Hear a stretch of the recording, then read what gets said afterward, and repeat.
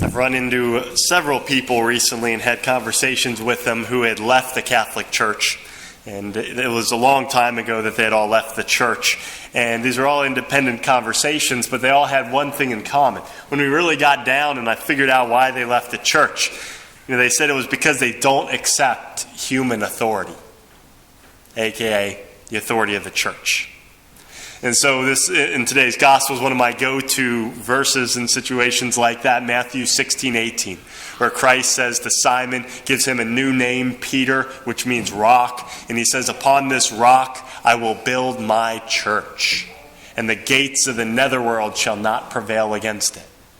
So I talk about how Jesus Christ intended to found a church. He did it deliberately. He intended to found one church. It's in the singular, my church. And it's his church. That the Catholic Church is not a human institution, but it is the family of Jesus Christ.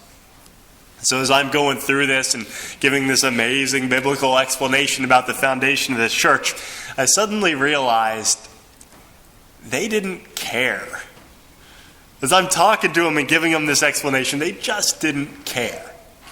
And at first I just kind of ignored that, but as I was thinking about it, I started to realize what the problem was. The problem was it wasn't that they didn't think through and couldn't find evidence for the church. If they wanted evidence for the Catholic Church and the authority given to it, they could find plenty of it. The problem was something else. The problem was they didn't want to accept any human authority except their own. The issue was they wanted to be making the decisions. They didn't want anyone else telling them what to do morally. They wanted to pick and choose for themselves which moral teachings they wanted to follow. And they didn't want anyone telling them how often they had to worship God, that they had to come to Mass every Sunday. They didn't want any of these moral demands on their behavior. They just wanted to do whatever they wanted to do. The problem wasn't intellectual. The problem was pride. Imagine approaching any other subject matter with that attitude. Imagine being in a math class and the teacher's, teaching about addition and subtraction. And someone just gets up in the middle of the class and they're like, I've had it up to here with your rules. I'm not going to listen to your rules about addition and subtraction. I'm going to add and subtract however I want to add and subtract. And I don't want you to tell me otherwise. That'd be absolutely ridiculous. But yet that's the same attitude that these people have embraced when it comes to the truths of the faith and to living out a moral life. The problem is, that's not what we're called to be as disciples. Disciple requires discipline. It requires obedience, learning from the Master and being obedient to Jesus Christ. And the reason why we can't do this on our own, and why this is a problem of people wanting to make their own decisions and do everything on their own, is because we have to recognize that as human beings, we have a fallen nature. That happened at the beginning of Genesis. We have fallen intellects, so we don't always know clearly what's good for us and what's not good. And sometimes we're deceived and we get things wrong, and things that we think will bring us happiness and fulfillment actually bring us to disaster. And our wills are fallen. Sometimes we know the right thing to do, and yet our will is weak, and so we sin and we do what we know is wrong, even though we know what the right thing is to do. Sometimes we're just spiritually lazy, and we know that we should be worshiping God every week, but we just don't want to get out of bed, or we just would rather watch TV. As human beings, we have a fallen intellect, we have a fallen will, we rationalize sin. It is dangerous to entrust our salvation to ourselves and to think that we will be able to figure everything out on our own. The church is structured so that everybody is under the authority of somebody else. Children are under the authority of their parents. Parents are under the authority of their pastors. Pastors are under the authority of the bishop. The bishop's under the authority of the pope. The pope is under the authority of Jesus Christ. Nobody just does whatever they want to do. Part of the Christian life is obedience and acknowledging that we need the church. We need the 2,000 years of wisdom that she gives us. We need the sacraments. We need the moral guidance. We need those teachings of Christ. And pride is an obstacle to our salvation. And I think this is a common tactic of the forces of darkness, that they want to turn us away from the church. They want to drive a wedge between us and the church, and they often do that through pride, thinking that we don't need the church. We don't need someone else telling us what to do. We can do it all on our own. And that's a temptation that the forces of darkness use to separate us from the church, divide and conquer, because the forces of darkness know that if we are separated from the church and we're on our own, we don't stand a chance of salvation. They know that, so they want to separate us and divide us so that they can pick us off one by one. And the reality is we need the church for our salvation, and we need the humility and the obedience to follow what Christ has given us in the church.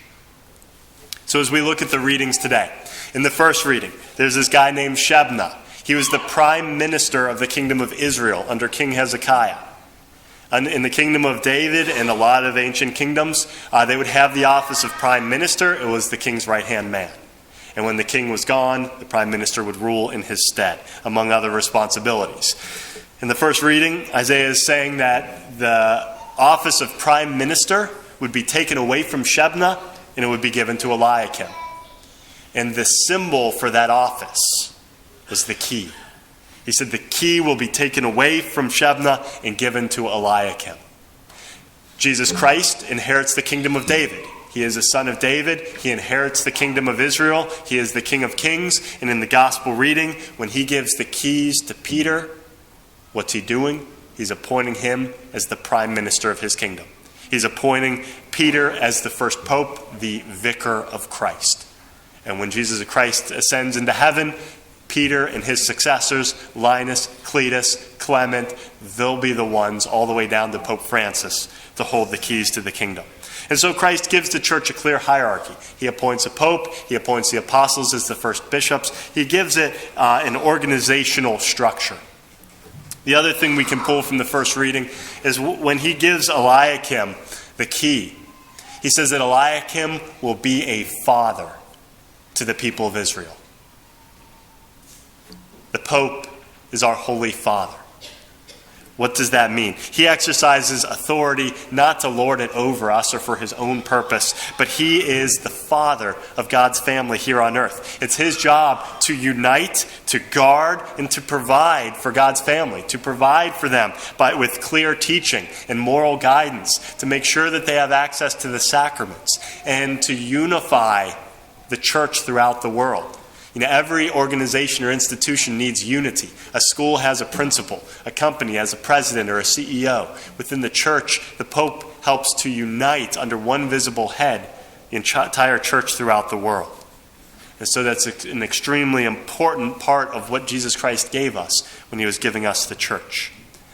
The reality is, in the world today, the church is getting slammed and attacked left and right, from within and from without.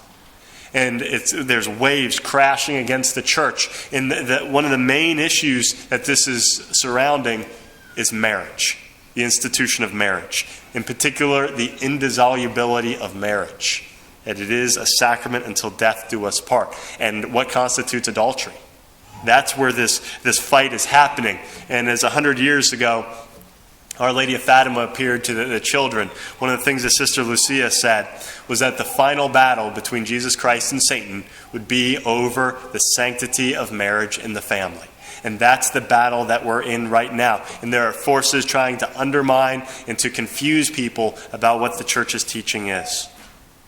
And so I think as we reflect on these readings, first and foremost, we should profess our loyalty to the church that Jesus Christ has founded and realize that we need the Catholic Church. It is a gift, and we should always be loyal to it. And second, to pray for our Holy Father that he might guide the church through this difficult time, reaching out to people who are in difficult marriage situations, but also upholding the true teaching of the church and guiding us through this period of confusion and this period of attacks so that the church may continue to lead people on the course to salvation.